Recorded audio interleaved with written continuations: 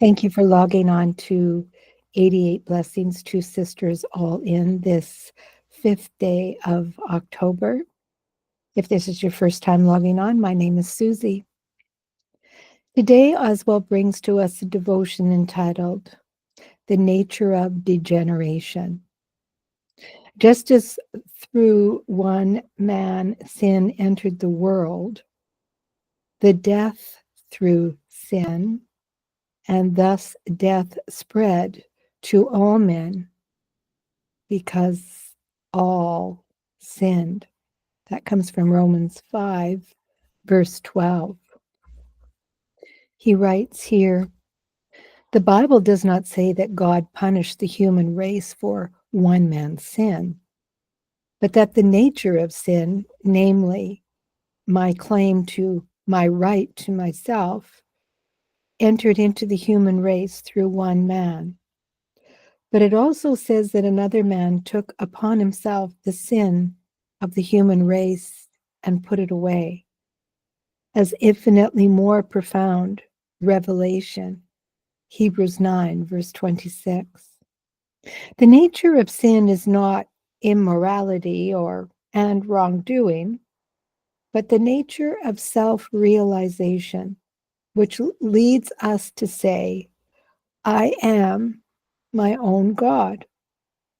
Well, this nature may exhibit itself in proper morality or in improper immorality, but it always has a common basis, my claim to my right to myself. Whenever our Lord faces either people with all the forces of evil in them, or people who were clean living, moral, and upright, well, he paid no attention to the moral degradation of one, nor any attention to the moral attainment of the order, or the other, I should say. He looked at something we do not see, namely the nature of man. John 2, verse 25. Sin is something I am born with and cannot touch. Only God touches sin through redemption. It is through the cross of Christ that God redeemed the entire human race from my possibilities of damnation through the hereditary of sin. God nowhere holds a person responsible for having the heredity of sin and does not condemn anyone because of it. Condemnation comes when I realize that Jesus Christ came to deliver me from this heredity of sin. And yet,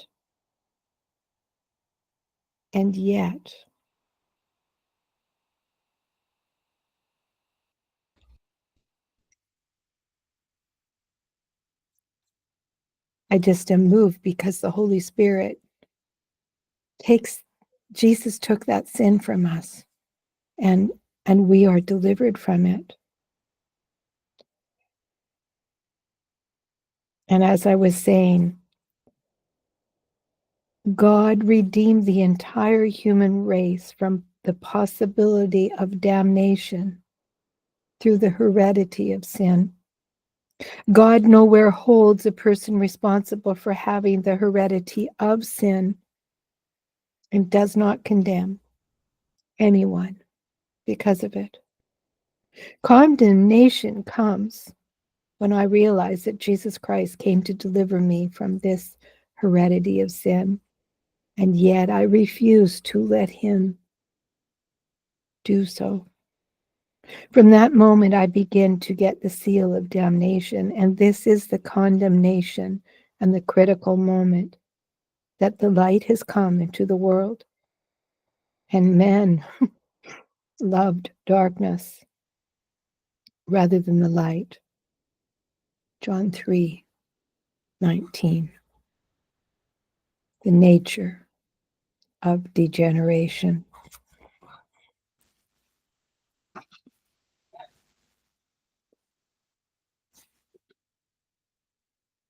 As we spoke yesterday about the gift of the Holy Spirit in our lives,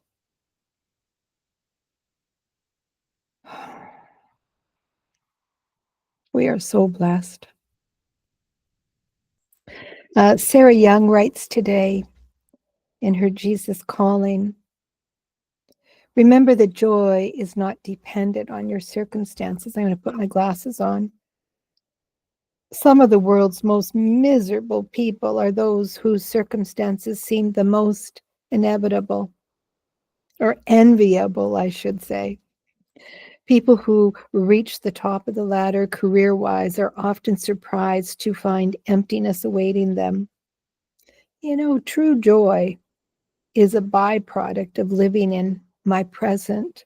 Therefore, you can experience it in palaces and in prisons, anywhere. Do not judge a day as devoid of joy just because it contains difficulties.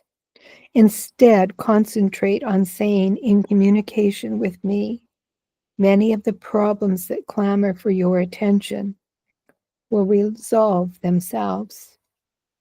Matters and other matters you must deal with, but I will help you with them.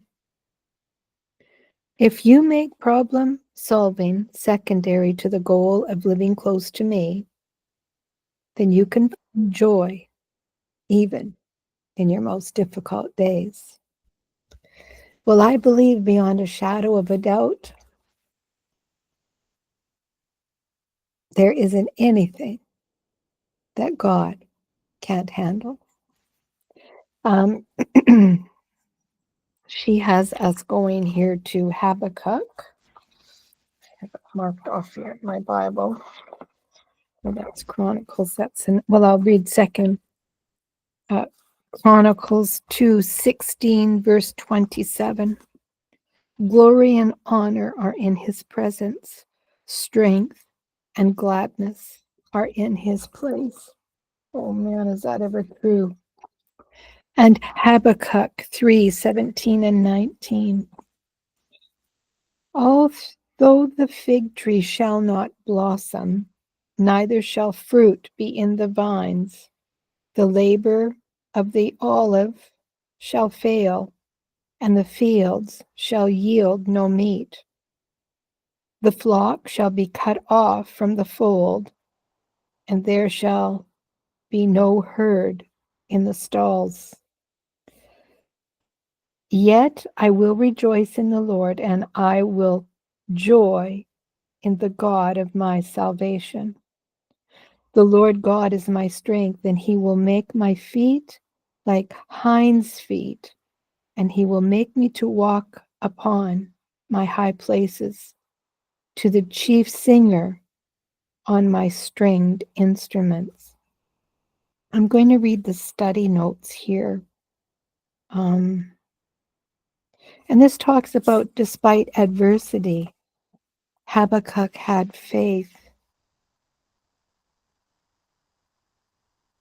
16 was when I heard my belly tremble, my lips quivered at the voice, and rottenness entered into my bones, and I trembled in myself, that I might rest in the day of trouble, when he come up unto the people, and he will invade them with his troops.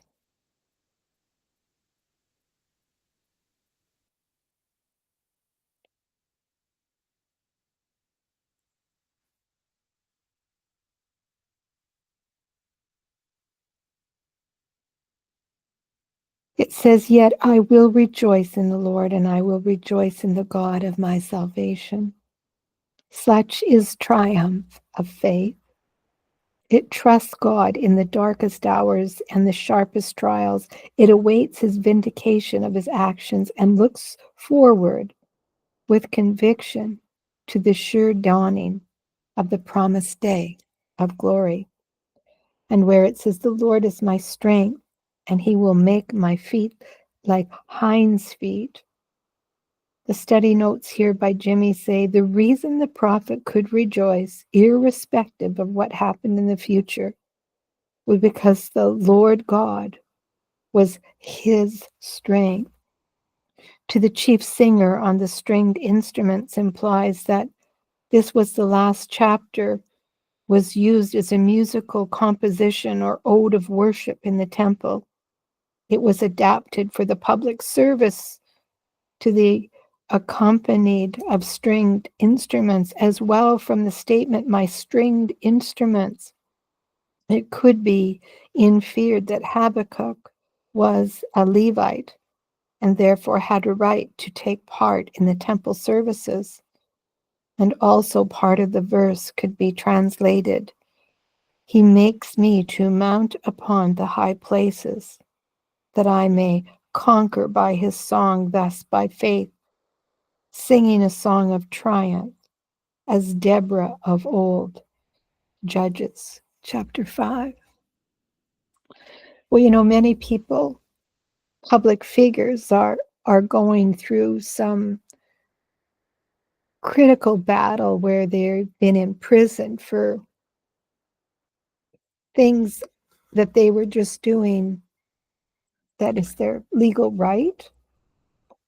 And there's people that have been imprisoned and it looks like they're going to throw away the key sort of thing by individuals who in the United States just did their job and the government's not standing for them. Well, Father God, we lift up those who find strength in you.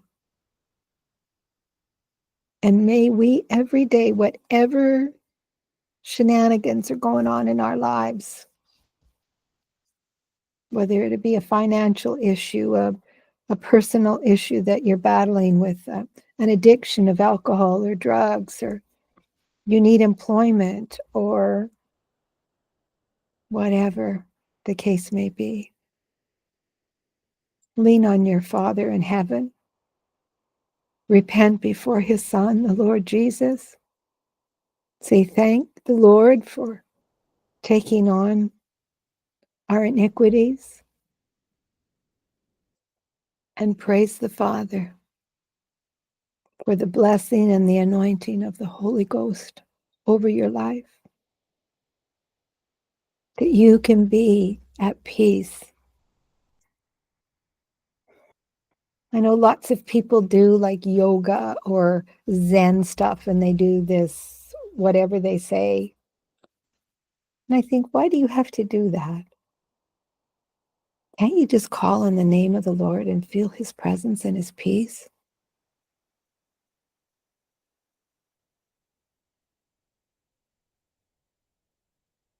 In his stillness, he speaks.